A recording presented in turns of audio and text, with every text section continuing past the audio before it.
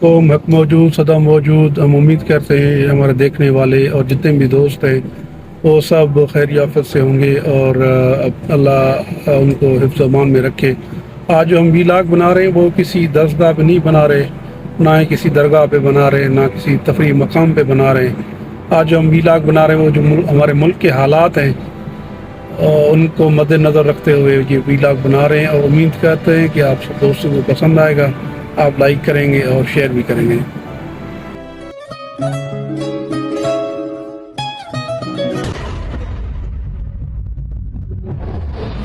پاکستان کو آزاد ہوئے تقریباً 75 سال سے زیادہ کا عرصہ گزر چکا ہے۔ جو پہلے ایک ہندوستان کے نام سے یہ ملک جانا جاتا تھا، بعد میں 1947 میں یہ دونوں الگ الگ ریاستیں بنی۔ بہت ساری وجوہات تھیں، بہت سارے دلائل تھے، وہ بھی تھوڑا میں آپ کے ساتھ بیان کروں گا، اور کس بنیاد پہ یہ دو ملک بنے وہ بھی ضرور آپ کو بتائیں گے۔ بہرحال 1947 میں ہندوستان کو دو حصوں میں تقسیم کیا گیا، ایک پاکستان کا ملک بنا اور دوسرا ہندوستان بنا۔ ویسے غلام قومیں کبھی بھی آزاد تو نہیں ہوتی، آج بھی ہم آزاد نہیں ہیں، غلامی ہے۔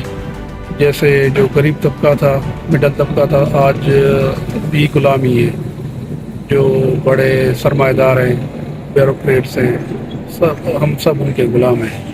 بہرحال پھر بھی نام کی آزادی ہمیں ملی 1947 میں، اور شکر ہے کہ ہم ایک آزاد ملک میں رہ رہے ہیں۔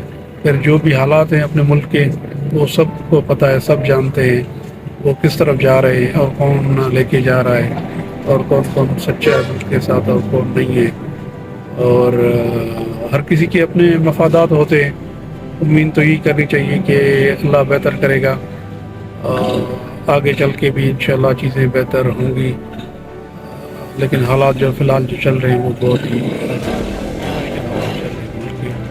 اور جو مصیبتیں لوگوں پہ آ رہی ہیں، ہر آئے دن پیٹرول کی قیمت بڑھ رہی ہے، چیزوں کی قیمت بڑھ رہی ہے جو کسی کے کنٹرول میں نہیں ہے، بس لوگ ہیں جیے جا رہے ہیں۔ بٹوارا ہوا تھا وہ آپ سب جانتے ہیں، سب کو پتہ ہوا، ہسٹری سب نے پڑھی ہے۔ وہ اس کی جو سب سے بڑی دلیل اور وجہ تھی وہ تھی ٹو نیشن تھیوری، اور آپ کو پتہ ہے ٹو نیشن تھیوری کیا ہے، سب نے پڑھی ہے کتابوں میں۔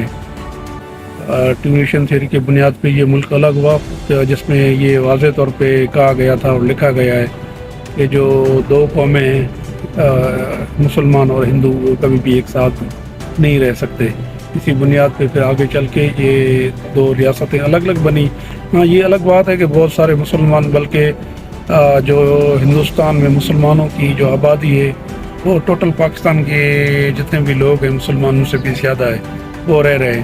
پھر وہ آپ کو آگے بتائیں گے کہ اس کا کیا ہوا ٹو نیشن تھیوری کا، لیکن یہ جو ریاستیں الگ ہوئی وہ ٹو نیشن تھیوری کی بنیاد پہ الگ ہوئی۔ ٹو نیشن تھیوری کا جو خاتمہ ہوا تھا وہ بھی آپ کو سب کو پتہ ہے کہ جب ہمارا ملک پاکستان وہ پھر سے دو حصوں میں بڑھ گیا، ایک بنگلہ دیش بن گیا 1971 میں اور دوسرا پاکستان ہی رہا، تو جو ٹو نیشن تھیوری تھی اس کا تو خاتمہ ہو چکا تھا اسی وقت۔ جو میری سمجھ ہے وہ میں یہی سمجھتا ہوں کہ جب آپ لوگوں کو حقوق نہیں دیں گے تو یہ ٹو نیشن تھیوری کیا کوئی بھی تھیوری کام نہیں آ سکتی۔ وہ ایون آپ اپنے گھر میں دیکھ لیں، جب کسی کو حق نہیں ملتا یا جب جائیداد کی تقسیم ہوتی ہے اور کسی کو کم ملتا ہے کسی کو زیادہ ملتا ہے، بیسک حقوق نہیں ملتے، تو وہ پھر وہ بھی بٹوارا ہو جاتا ہے۔ یہ تو پھر بھی ملک تھا، وہ کیسے رہ سکتے تھے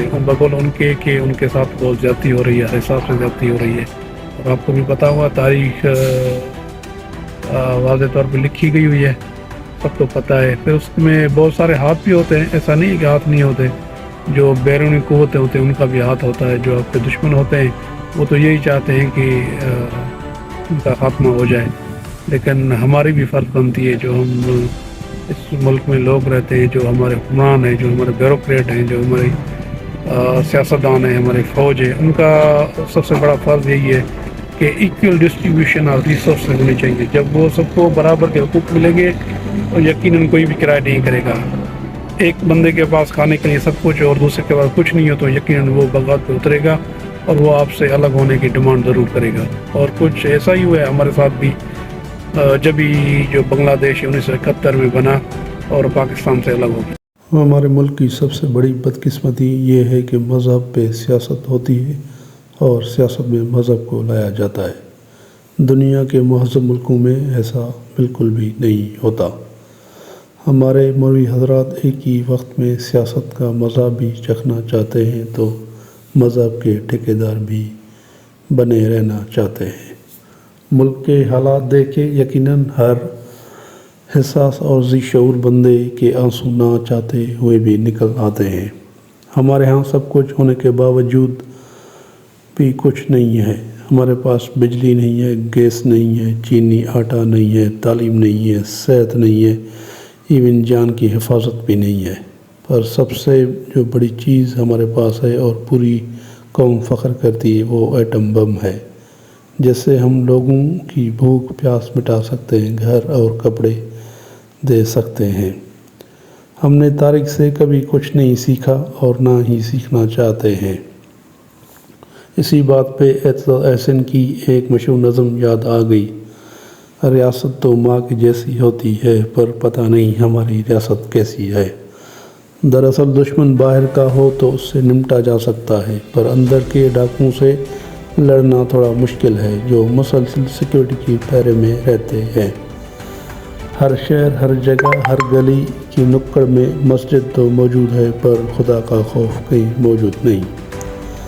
بڑے ڈاکوؤں کے ساتھ آپ کو ہر جگہ اور محکمے میں چھوٹے چھوٹے لٹیرے بھی ملیں گے جو ہر اگلے بندے کو لوٹنے کی کوشش کرتے رہتے ہیں۔ دراصل ایسا نہیں ہے کہ وہ ایک دوسرے کو لوٹنے میں مصروف عمل ہیں۔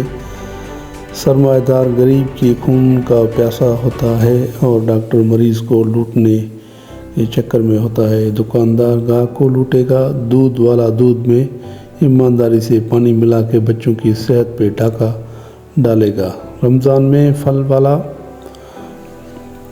روزے دار کو لوٹے گا اور پھر سارے جا کے ساتھ میں ایک ہی صف میں نماز پڑھیں گے اور سارے کیے ہوئے گناہ اور پاپ دھل جانے کی آس میں لگائے بیٹھے ہوں گے۔ ایسا نہیں ہے کہ صرف یہی اس دھندے میں ملوث ہے، بس شریف وہ ہے جس کو موقع نہیں ملا والی کہانی ہے۔ ہم نے آج تک نہ سوئی بنائی ہے اور نہ ہی سائنسدان بنائے ہیں تو صرف چور، ڈاکو اور لٹیرے جو اپنے ہی ملک کو لوٹ کے سوئس بینک کے اکاؤنٹ کو بھرتے جاتے ہیں۔ عرفان خان کی مشہور مووی پان سنگھ تومر کا ایک مشہور ڈائلاگ مجھے یاد آ گیا اسی بات پہ کہ جنگل میں تو صرف چور پائے جاتے ہیں، ڈاکو تو پارلیمنٹ میں پائے جاتے ہیں۔ قرآن میں صاف طور پہ لکھا ہوا ہے کہ ایک انسان کا قتل پوری انسانیت کا قتل ہے۔ ہم قتل صرف اسی کو سمجھتے ہیں جس کو گولی سے مار دیا جاتا ہے۔